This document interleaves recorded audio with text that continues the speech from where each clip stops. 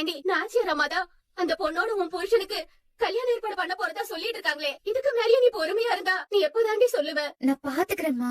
நீ பாத்துக்கிறேனா? அப்ப எதுக்கு இங்க வந்த? இங்க வந்து எதுக்கு அழுதுட்டு இருக்க? மனசுக்கு ரொம்ப கஷ்டமா இருந்துச்சுமா. உன்கிட்ட ஆறுதல் தேடிதான் வந்திருக்கேன். வேற எந்த உதவியும் பண்ண வேண்டாம், நான் பாத்துக்கிறேன். நீ அவசரப்பட்டு எதுவும் பண்ணிடாத. நான் என் வாழ்க்கைய காப்பாத்திப்பேம்மா, நீ பயப்படாத, நான் பாத்துக்கிறேன். அம்மா, தலை வலிக்கிற மாதிரி இருக்கு, டீ போட்டு தரியா? சாப்பிட்டியா துளசி? சரி முதல்ல உட்காரு, நான் சாப்பிட ஏதாவது எடுத்துட்டு வரேன். வா வந்து உட்காரு. நான் பாத்துக்கிறேன்னு சொல்லிட்டு இந்த பொண்ணு இங்க வந்து இப்படி உட்கார்ந்து எழுதிட்டு இருக்காளே, இவ சொல்றதெல்லாம் நம்பி நான் இங்க உட்காந்துருந்தா காலத்துக்கு இவ கம்மியா கம்மியமா இருப்பானோன்னு எனக்கு ரொம்ப பயமா இருக்கு. இல்ல, இவ சொல்றதை கேட்டா சரியா வராது. எப்படி சரி பண்ணுமோ அப்படி சரி பண்ற. போய் நாச்சியரம்மா கிட்ட பேசி என் பொண்ணு வாழ்க்கைக்கு ஒரு நியாயம் வாங்காம வரமாட்டேன்.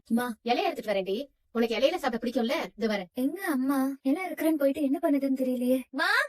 ஆசைப்படியில பாக்கலாம்.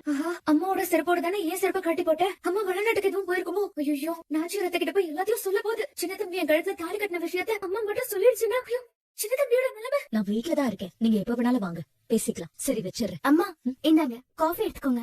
என்னமோ நீ காஃபி எடுத்துட்டு வர, ரஞ்சிதா இல்லையா? இருக்காங்கம்மா. உங்களுக்கு சின்ன தம்பி தான் காஃபி கொண்டு வந்து கொடுப்பாருன்னு சொன்னாங்க, அதனாலதான் சின்ன தம்பியோட வேலைய நானும் ஷேர் பண்ணிக்கலான்னு நானே உங்களுக்கு எடுத்துட்டு வந்தேன். இந்தாங்க எடுத்துக்கோங்க. சின்ன தம்பியோட வேலையை பகிர்ந்துக்கணும்னு நினைச்சு பாரு, ரொம்ப நல்ல விஷயம். இப்படிதான் அவனோட சந்தோஷம் கஷ்ட நஷ்டம் எல்லாத்துலயும் கூடவே எப்பவும் இருக்கணும். கண்டிப்பாமா. வாங்க சம்மதியமா, வாங்க உட்காருங்க. இல்ல பரவாயில்ல, இருக்கட்டும் சம்மதியம்மா. சம்மதியமா, நம்ம சின்ன தம்பி இருக்கான்ல, அவனை கட்டிக்க போற பொண்ணு அம்மு. அம்மா, இவங்க நம்ம துளசியோட அம்மா, ஏன் சம்மந்தி. வணக்கம்மா. சம்மதியமா, என்ன பண்றீங்க நீங்க? ஏன் அம்மு அரைஞ்சீங்க? யார் நாச்சியாரம்மா? இவள அம்மோ? ஏய் யார் நீ? நீ அம்மாவா? ஏய் நீ அம்மாவான்னு சொல்லு. ஏய் இப்ப சொல்றியா இல்ல இன்னொன்னு வைக்கவா? சம்மதியமா, என்ன பண்ணிக்கிட்டு இருக்கீங்க? ஏன் இப்படி நடந்துக்கிறீங்க? இந்த பொண்ணு உங்களுக்கு தெரியுமா? இவ அம்மு இல்லையா? நாச்சியாரம்மா, இவ அம்மாவே இல்ல. இவ யாரோ ஒரு பித்தலாட்டக்காரி. அம்மோன்னு போய் சொல்லி இந்த வீட்டுக்குள்ள நுழைஞ்சிருக்கா. ஏய் நீ அம்மாவாடி? சொல்லுடி. நீ அம்மாவாடி? சொல்லுடி. நீ அம்மாவா? பாருங்க நாச்சியாரம்மா, நான் இம்புட்டு தூரம் கேக்குறேன், ஏதாவது ஒரு வார்த்தை வாய் திறந்து சொல்றேன் பாருங்க. இதுல இருந்து தெரியுதா இவ சரியான பித்தலாட்டக்காரின்னு?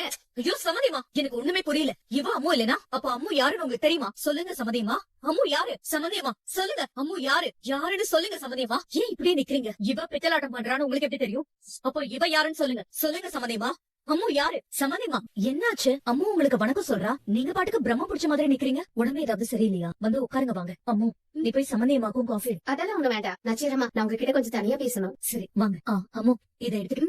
சரிங்கம்மா. அம்மா வணக்கம். கொஞ்சம் இருங்க, சொல்லுங்க. ஆச்சியாரம்மா, பள்ளிக்கூட விஷயமா நீங்க அமைச்சர்கிட்ட பேசுறதுக்கு முன்னாடி மனு ஒண்ணு எழுதி ஊர்ல எல்லார்கிட்டயும் கையெழுத்து வாங்க சொல்லிருந்தீங்கன்னு மாணிக்கம் சொன்னாரு. எல்லார்கிட்டயும் கையெழுத்து வாங்கியாச்சுமா. நீங்களும் உங்க கையெழுத்த போட்டு அமைச்சர்கிட்ட கொடுத்துருங்கம்மா. அண்ணா கொஞ்சம் சீக்கிரம் போங்கண்ணா. இந்தாங்க, இத மாணிக்கம் கிட்டே கொடுத்துருங்க, அவரு பத்திரமா வச்சுப்பாங்க. சரி நான் அமைச்சரை பாக்க போறப்ப வாங்கி கொடுத்தேன். சரி, அப்ப நான் வரமா.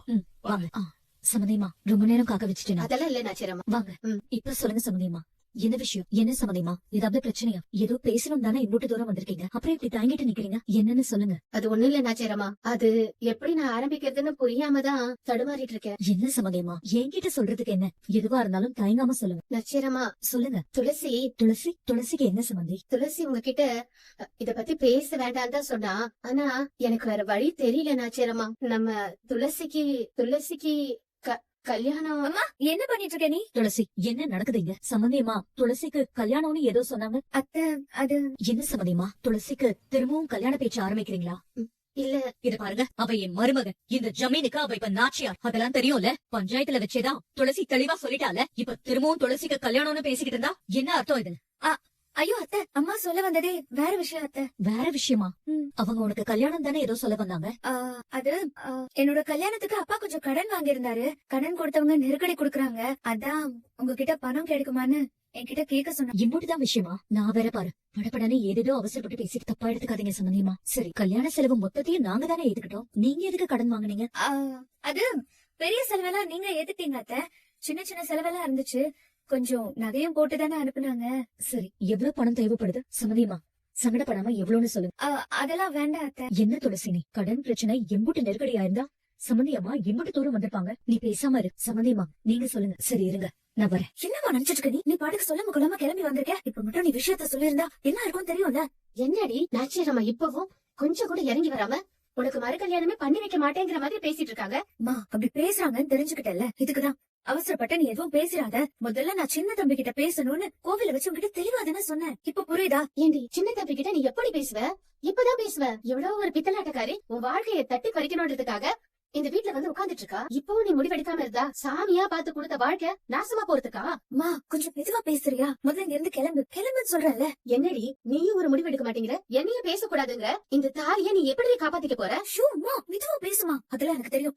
நான் பாத்துக்கிறேன், நீ கிளம்பு. என்னது நீ பாக்க போற? இல்ல என்ன பாக்க போற? மா உன்னால ஒண்ணும் பண்ண முடியாமதான் அங்க வந்து அழுத. நீ அழுதத பாக்க முடியாமதான் நான் இங்க கிளம்பி வந்தேன். மா எனக்கு கொஞ்சம் மனசு சரியில்லாம இருந்துச்சு. உன்னை பார்த்து பேசினா கொஞ்சம் ஆறுதலா இருக்கும்னு தான் உன்னை தேடி வந்தேன். ஆனா நீயும் இப்படி என்ன கஷ்டப்படுத்துற மாதிரி இவ்ளோ தூரம் வருவியா? அத்தை இப்படி பேசினாங்கன்னு பார்த்தல. இப்படி இருக்கிறவங்க கிட்ட சின்ன தம்பி என் கழுத்துல தாலி கட்டிட்டாருன்னு சொன்னா என்ன ஆகும்? நீ உன்னை வாழ வைக்கிறேன்னு சொல்லிட்டு சின்ன தம்பியோட உசுரோட விளையாட வந்திருக்கேன். அது புரியுதா உனக்கு? சின்ன தம்பிக்கு எதுவும் ஆக கூடாது. அதுக்கப்புறமா தான் மத்த விஷயம் எல்லாம். தயவு செஞ்சு நீ கிளம்பு. அத்தை கிட்ட நான் சொல்லிக்கிறேன், நீ கிளம்புமா. ஷூ நான் சொல்றத கேளுமா, கிளம்பு. சீக்கிரம் போ, நான் பாத்துக்கிறேன். நீ என்னதான் பண்ண போறியோ துளசி, இப்படியோ போ. துளசி அத்தை சம்மந்தியமா இங்க? அது அம்மா கிளம்பிட்டாங்க அத்தை. அப்பா போன் பண்ணாரு. அதான் நீ போ, நான் அத்தை கிட்ட சொல்லிக்கிறேன்னு நான் தான் அனுப்பி வச்சேன். பணம் வாங்காம போயிட்டாங்களே, கொஞ்ச நேரம் இருந்து கையோட வாங்கிட்டு போயிருக்கலாம்ல. அது அது தேவைப்படாத அத்தை. அப்பாவே பணத்தை ஏற்பாடு பண்ணிட்டு தான் இப்போ கால் பண்ணாரு. அதான் அம்மாவை போ சொல்லிட்டேன். என்னத்த? எங்க வேணா கடன் வாங்கி சமாளிப்பீங்க, என்கிட்ட பணம் வாங்க கூடாது, அப்படிதானே? அதுக்குதான் உங்க அம்மாவை வேக வேகமா அனுப்பி வச்சுட்டேன்ல. அத்தை அது அப்படி இல்ல அத்தை. அப்பாக்கு தெரியாம அம்மா பாட்டுக்கு வந்துட்டாங்க. அவரை பாத்து பாரு அத்தை. அப்பாவால முடியாட்டி நானே உங்ககிட்ட கேக்குறேன் அத்தை. இப்போதைக்கு வேண்டாம். பொண்ணு கொடுத்த இடத்துல குடுக்கல் வாங்கல் வச்சுக்க கூடாதுன்னு சொல்லுவாங்க. அதை யோசிச்சுதானே இப்படி எல்லாம் தவிர்க்க பாக்குறேன். பரவாயில்ல, ஆனா பிரச்சனை ஆகாம பாத்துக்கோ. அப்படி சமாளிக்க முடியாட்டி அத்தை இருக்கேங்கிறத மறந்துடாது. அம்மான்னு சொல்லிக்கிட்டு எவ்வளவு வார்த்தை வந்து உட்கார்ந்துருக்காங்க. எப்படி அவளா வந்தாளா இல்ல யாராவது அனுப்பி வச்சிருக்காங்களா? சூடாமணி வேலையா இருக்குமா? சூடாமணி இல்லக்கா. சூடாமணிக்கு இதுல என்ன மோட்டிவ் இருக்க முடியும்? என்ன டார்கெட் பண்றது அவளோட வேலையே. சின்ன தம்பி விஷயத்துல இப்படி ஒரு வேலையை அவ பண்ற அளவுக்கு போவான்னு எனக்கு தோணல. இதனால அவளுக்கு என்ன ஆதாயம் இருக்க போகுது? ஏன் உன்னையும் சின்ன தம்பியும் பிரிக்கணும்னு கூட யோசிக்கலாம்ல? இல்லக்கா, ஒருவேளை சின்ன தம்பியை நான் விரும்புறேங்கிற மாதிரி ஒரு என்ன சூடாமணிக்கு வந்திருந்தா அவன் நேரடியா அத்தை கிட்ட இந்த விஷயத்த பத்தி சொல்லி பிரச்சனை பண்ணதான் பாப்பா. அதை விட்டுட்டு இப்படியும் பண்ணணும். சூடாமணி இல்லனா வேற யாரு?